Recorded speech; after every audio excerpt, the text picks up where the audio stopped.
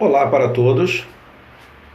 Vamos aqui estabelecer as diferenças nesses slides entre frase, oração e período. Vocês vão perceber que as diferenças são bem diretas e bem objetivas, né? O primeiro dado que aparece para nós aí é sobre frase. A frase, para ser frase, ela tem que ter sentido completo. Como no exemplo, silêncio, todos chegaram, né? As frases, elas podem, às vezes, ter sentidos diferentes, né?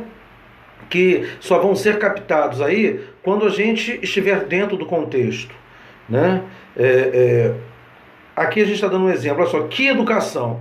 Essa frase assim meio solta, ela pode parecer um monte de coisa, pode parecer que a pessoa tem educação ou não tem educação nenhuma.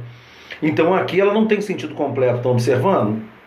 Então a frase precisa comunicar de uma vez, né? Então vai depender da entonação, ok? E o que é essa entonação que a gente está falando? Vejam só a expressão é ela. Olha só, eu tenho é ela, é ela, é ela, é ela, é ela. Vejam que as entonações vão marcar as frases. Por isso que nós temos aí tipos de frases que a gente chama de frases elas têm diferença. Por exemplo, uma frase interrogativa. O próprio nome já diz, é uma frase onde a gente faz perguntas. Por exemplo, quem fez a lição? Quero saber quem fez a lição. Entenderam? Isso é o que a gente chama de frase, né, interrogativa.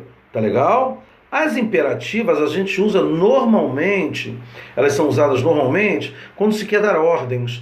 Faça isso, ou um pedido, por favor, traga isso, ok? Essas são as frases chamadas de imperativas, ok? Que podem ser afirmativas ou negativas.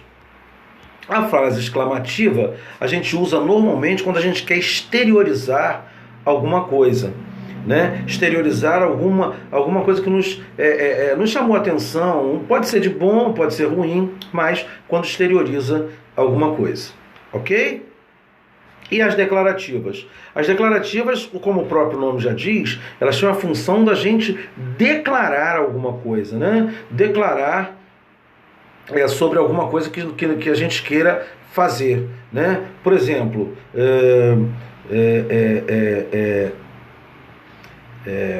vamos ver aqui, ó. Isso não é inseticida, é uma colônia, ok?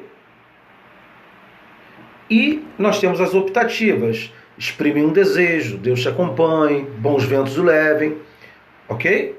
Então as frases elas têm que ter sentido completo. Quando nós falamos de oração, aí a situação já vai mudar um pouquinho, porque as orações elas vão ter que ser estruturadas ao redor de um verbo ou de uma locução verbal. Observem só, você nem vai querer saber como foi o meu primeiro encontro, o que significa que eu não quero saber como foi o seu encontro. Tá vendo? Ó, você nem vai querer saber uma locução.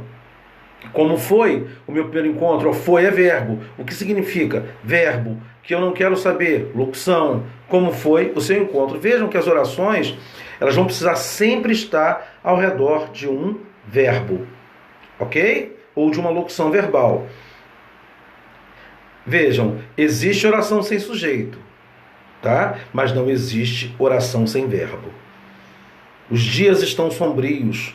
Há dias sombrios. Estão vendo? No primeiro caso eu tenho uma oração, ó, os dias estão sombrios, os dias sujeitos estão sombrios o predicado. Há dias sombrios, eu já não tenho sujeito. Existem dias que são sombrios. Tá?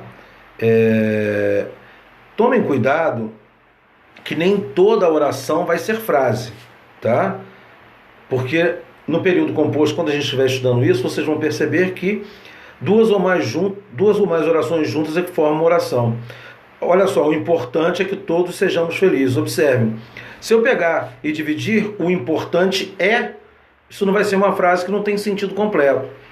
Só tem sentido completo quando eu digo o importante é que todos sejamos felizes. Ok?